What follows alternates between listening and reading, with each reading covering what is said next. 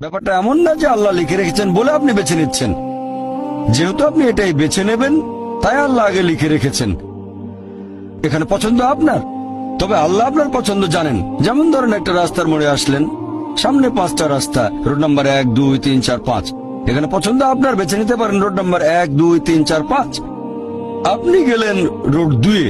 এটা আগে থেকেই লেখা আছে আপনার নিয়তিতে যে আপনি যাবেন 2 নম্বর রোডে। ব্যাপারটা এমন না যে আল্লাহ লিখেছেন বলে আপনি করছেন। যেহেতু আপনি এটাই বেছে নেবেন, তাই আল্লাহ আগে লিখে রেখেছেন। তাহলে পছন্দ আপনার।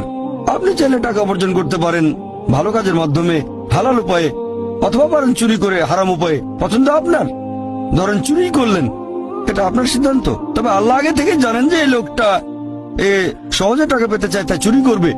তাই আল্লাহ আগে লিখে রেখেছেন যে এই লোকটা 25 বছর বয়সে চুরি করবে। এখানে দোষটা কার? দোষ আসলে আপনার। তবে আল্লাহর আছে ইলমে গায়েব, তাই তিনি আগেই লিখে রেখেছেন।